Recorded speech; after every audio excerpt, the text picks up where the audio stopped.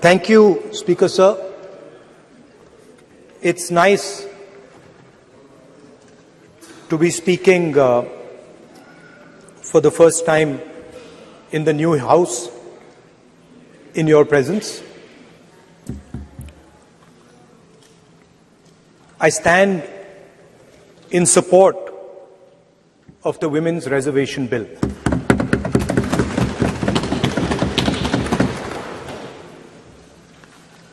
Yesterday, I was listening to the discussion and the issue of the Sengol came up. And there was a conversation, a to and fro, about the Sengol. And also a little bit about the conversation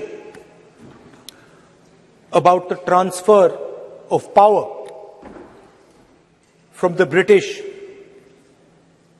to the people of India. Before handing over power to the people of India, the British asked the leadership of the freedom movement, who are we going to transfer power to? And of course there was a little bit of arrogance in this statement, because they viewed India as a poor country. And the revolutionary answer that our freedom fighters gave was, we are going to transfer power to the people of India. So we became a country that from its inception gave the vote to all our women. And this was a revolutionary thing at the time. We also gave the vote to every single community. And the vote was a mechanism of transfer of power. It was designed to further transfer power to the people of India. And if you look at the journey from independence, it's been that journey. It's been a constant transfer of power, more and more and more power to the people of India, on one side. And on the other side, the counter idea, that take away power from the people of India. This is the fight that is going on. And in fact, in many ways, it is the fight that is taking place today. Huge step forward in the transfer of power to the women of India was Panchayati Raj, where they were given reservation and they were allowed to enter the political system at scale. And this is another step. It's a big step, it is not a small step. And I'm sure everybody in this room,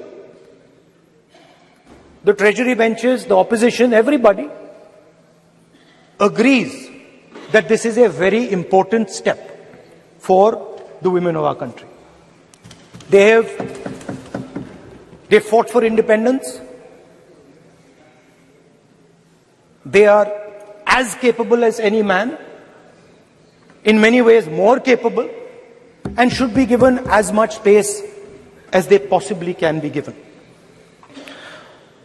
There is one thing, in my view, that makes this bill incomplete. I would like to have seen OBC reservation included in this bill. I think it is very important that a large chunk of India's population, large chunk of India's women should have access to this reservation. And that is missing in this bill. There are also two things that seem strange to me. One is the idea that you require a new census to implement this bill. And the second is that you require a new delimitation to implement this bill. In my view, it is quite simple. This bill can be implemented today by giving 33% of the seats in the Lok Sabha and the Vidhan Sabha to India's women. And so I wonder if this is not designed to push the ball forward. To push the ball forward 7, 8, 9 years, and then let this thing play out the way it does. I know my friends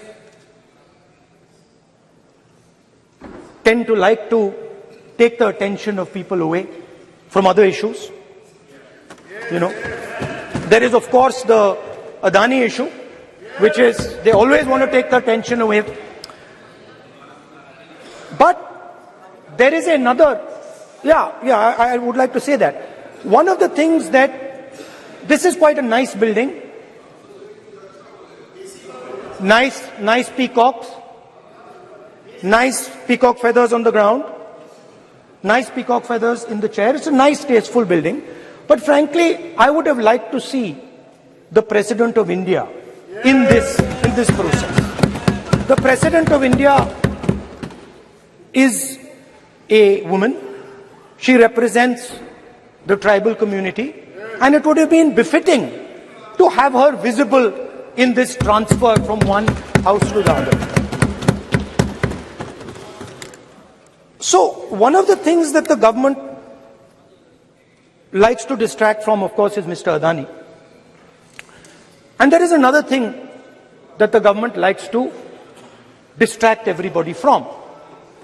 And that thing is called the caste census. For some reason, and I don't quite understand what this reason is, the moment the opposition raises the issue of caste census, the BJP tries to create a new distraction, a new sudden, event, so that the OBC community and the people of India look the other way. In my research for this speech, I took a look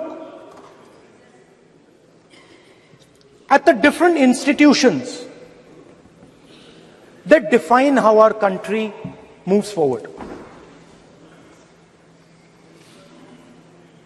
There are many. There is the Lok Sabha, Rajya Sabha, Vidhan Sabhas. There is the bureaucracy. There is the press. And there's the judiciary. And I looked with an eye to understand what is the participation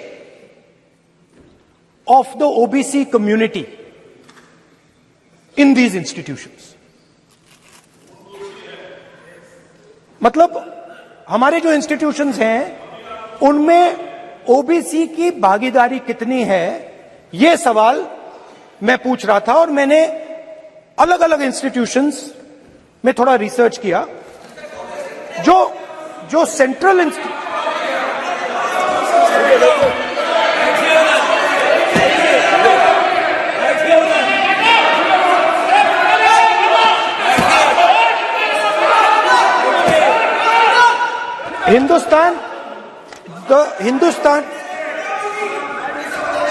the central, don't worry, don't be scared, we are discussing, डरो मत, हम caste census की बात कर रहे हैं, डरो मत.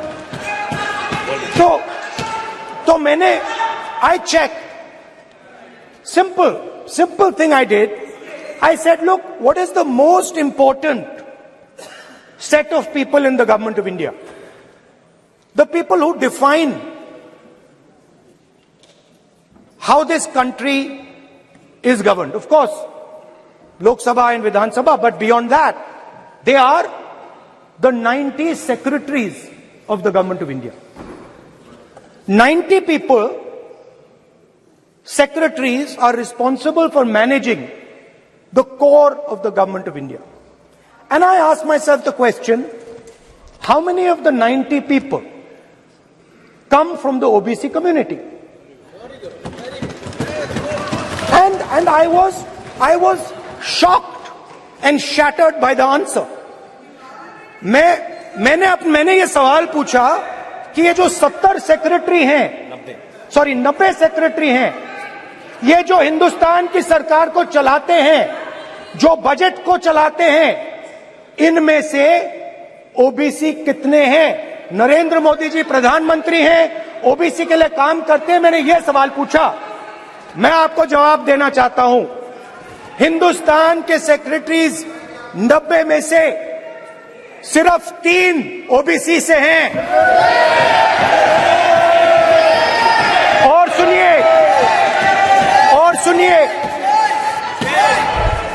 और सुनिए, नहीं घबराइए मत, डरो मत। और सुनिए, ये जो सेक्रेटरीज हैं जो ओबीसी कम्युनिटी से हैं, ये हिंदुस्तान के सिर्फ 5% बजट को कंट्रोल करते हैं। मतलब अगर हिंदुस्तान का बजट 44 लाख करोड़ का है, तो ये 2.47 लाख करोड़ मतलब 5% कंट्रोल करते हैं। और सुनिए, मैं कर रहा हूं, मैं वहीं आ रहा हूं।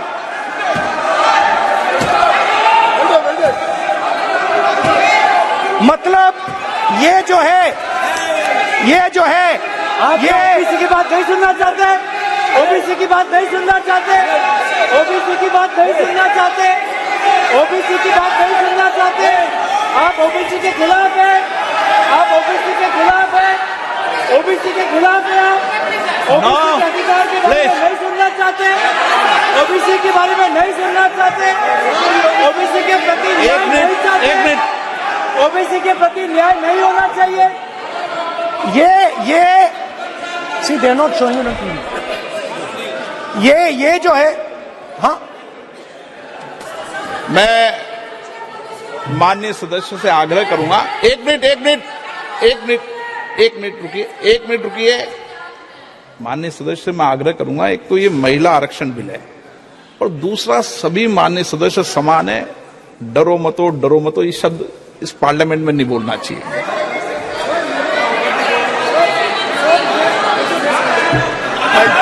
सर, ये जो डिस्कशन है,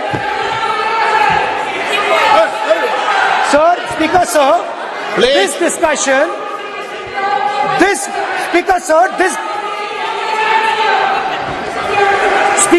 this discussion is about the transfer of power to the people of India.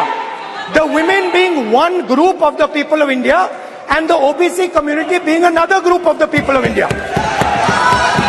And I am elaborating that the OBCs, who number a huge percentage, have 3% of the 90 secretaries of this country and control and define 5% of India's budget. This is an insult and a shame to the OBC community. ये OBC community का अपमान है। तो सवाल उठता है कि इस देश में कितने OBC हैं, कितने दलित हैं, कितने आदिवासी हैं, और उस सवाल का जवाब सिर्फ कास्ट सेंसस से मिल सकता है। तो मेरा सरकार को एक सुझाव है, सबसे पहले ये जो महिला का बिल है, इसको आप पास कीजिए, आज पास कीजिए, ये जो आपके लागू कीजिए। और ये जो डिलिमिटेशन है जो आपने बोला है, और ये जो सेंसस है, इसकी कोई जरूरत नहीं है। 33% आप महिलाओं को सीधा दे दीजिए। और दूसरी बात,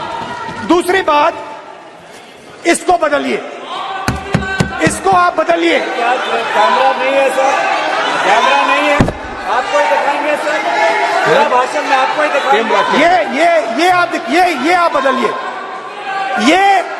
ये जो लिस्ट है, ये ओबीसी समाज का अपमान है। 90 लोग हिंदुस्तान के सेक्रेटरी हैं, उनमें से 3 लोग ओबीसी समाज के हैं, 5% बजट को कंट्रोल करते हैं। तो जल्दी से जल्दी आप कास्ट सेंसस कीजिए, जल्दी से जल्दी जो हमने कास्ट सेंसस किया था उसका डेटा आप रिलीज कीजिए, और अगर आप नहीं करेंगे तो हम कर डालेंगे। Thank you. माननीय गृह मंत्री जी।